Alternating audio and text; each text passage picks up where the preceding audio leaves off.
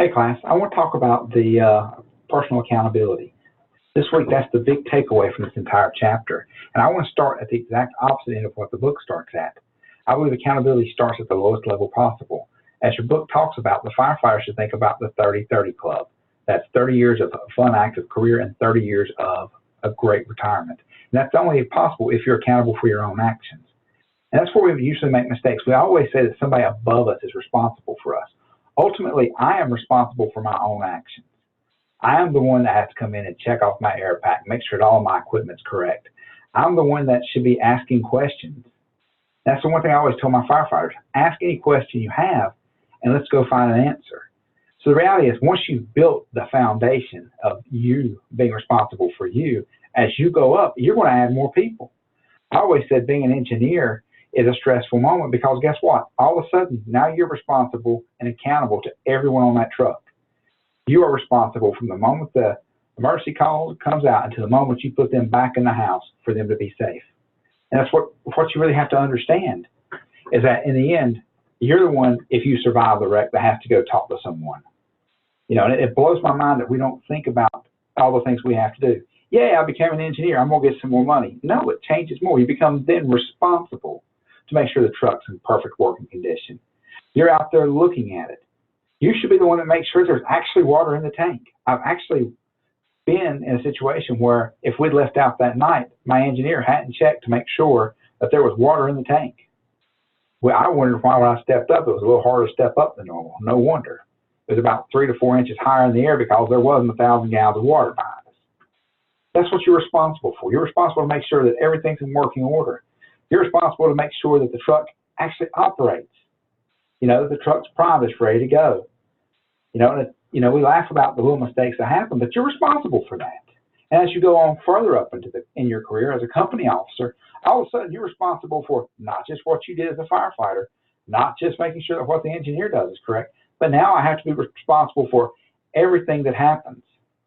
Ultimately, you're the one that's responsible for the crew coming in and getting home safely. Every activity that they do. If you don't want to be responsible for their health and well-being, don't exercise. I know I'm a big guy, but the policy says I have to work out an hour a day. Guess what I have to do? I have to work out. My calf needs to remind me, hey, you done your exercise today? Or let's go for a run. Whatever they want to do in that case. And every step requires more and more. Okay? We're making sure that our firefighters know how to tie all the knots. They understand fire dynamics. They understand the responsibility of when we go into a burning building, what they have to do. And this shouldn't be a surprise. You're accountable for every action they take.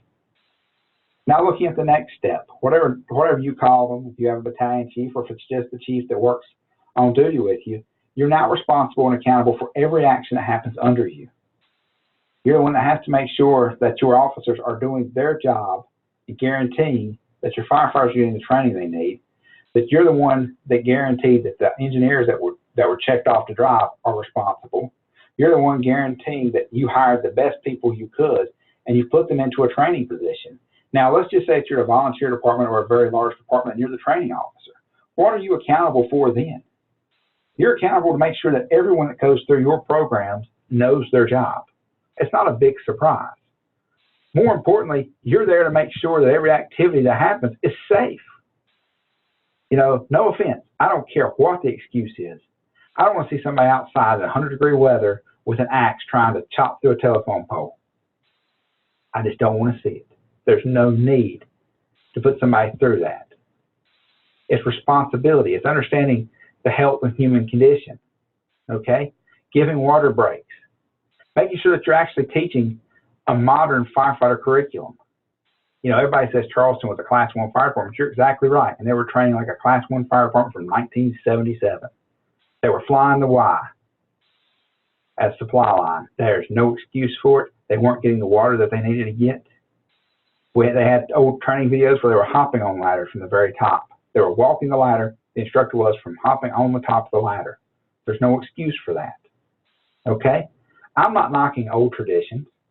I think, no offense, there's a need for some of it. And there's a need to show the firefighters how to use the old types of ladders, stuff like that. But we put safety in the front of our mind, and we make sure that they're safe as they're doing it, you know. If you're a volunteer officer and you have a training night, make sure that nothing's going to happen that could hurt them. Yes, I understand extrication, there's sharp areas, stuff like that. Just keep your eyes open for it. Assign a safety officer. At every scene, we should be doing that anyway to guarantee that everybody makes it home. I'm going to give you a very good bit of advice. Somebody needs to make sure that the safety officer makes it home. We had a situation a few years ago where a safety officer actually had a heart attack, and they found him the next day. It was a volunteer fire department. Everybody else had left. I think they found him in the basement dead. Okay? Again, look at the big picture. Make sure everybody's okay.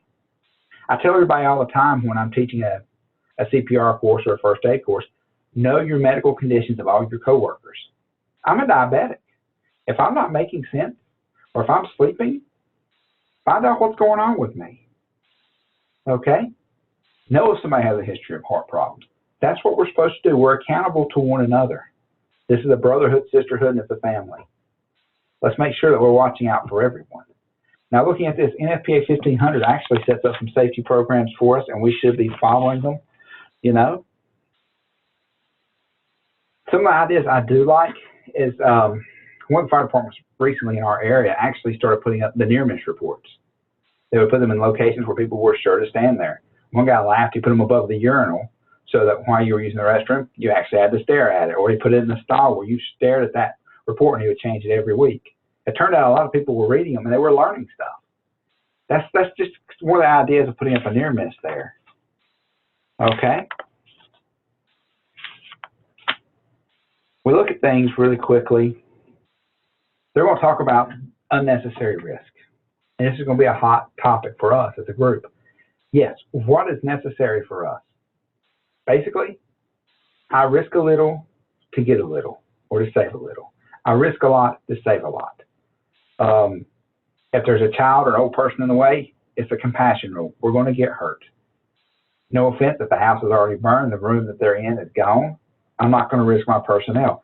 It's using the information I have to make the best decision possible. Okay? They're going to go in here and talk about tools for cultural change. But I'm going to tell you this. The best thing you can do as a fire officer is empower your people.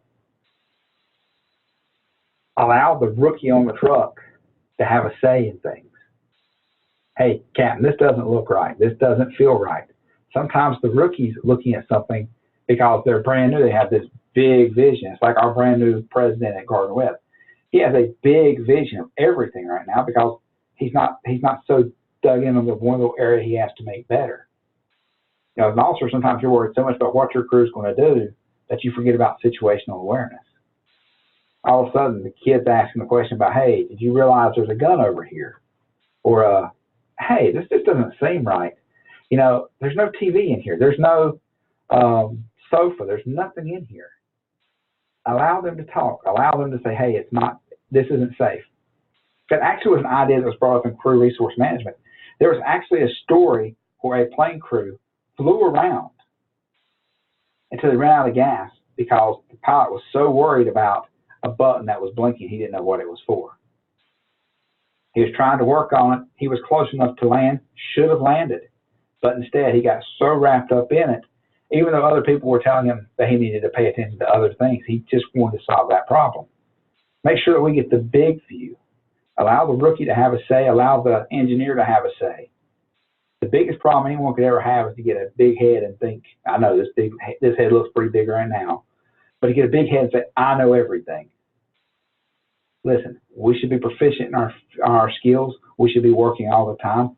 We should be having a good time when we're training, okay?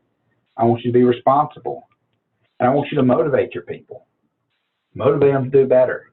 In the last class I taught, we actually discussed about the battalion chief that ran with his people once there was a running requirement. He never won a race. He probably could have, but he just kept pace with what was required for the department, even though he didn't have to run it. Motivate your people. Tell them where they can get to. Paint that picture. Remember how it was when you were a rookie and you had so many questions. Motivate them. Have them come to you with suggestions. Every so often, it's a pretty cool idea. Let the rookie pick the training for the day. What do you want to work on? It changes their personality, And if we empower them and motivate them, they'll be safe. Remember, it all comes back to the building block of the fire service, and that's your firefighter and the very first step of whatever your organization calls them, a first responder. If we can make them accountable for their actions, the system works great. If you have any questions, feel free to email me, and I'll talk to you later.